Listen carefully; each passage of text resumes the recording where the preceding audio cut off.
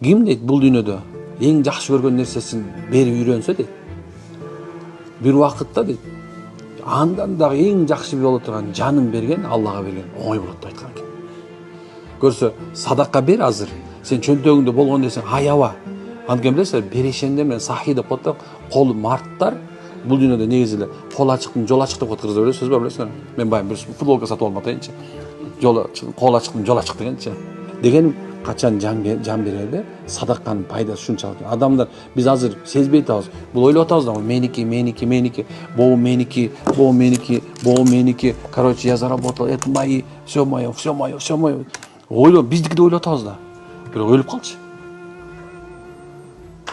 Керек болсочу, бир носкиди субханалла. Мен мына дайыма айта берем. 20 жылдан ашык иман болгон болсом, бир да кишиге носки кийгизип көмгөн эмесмин чын. Бирөөнө да алдынан килемде төшөгөн эмесмин. Бир күн жаназага барсам, өйдөн жакка бир айылдарга барсам, карасам килем салып коюпту тигинчичи. Эми жок дегенде килем төшүп коелу. Эй, суур чыга алды баягы. Кабырга килем коюпту. Илгери алды. Тетиги бир жахилиятта болчундачы, после СССР болчу. Анан ушундай нерселер болуп атпайбы? Бирок ошондо алып койдук да.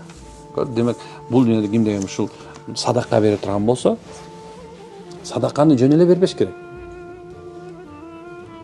Садаканы жөн эле бербеш керек. Садакада ушундай чоң бир амал. Фазаил садакатта ушундай мына могу китепте ушул жөнүндө келет да. Хазирет Ибн Аббас радиаллаху анху айтат экен, садаканы дейт сен берип койдум деп сүйүнбө дейт. Садаканы сенден алып койгондо сүйүн дейт.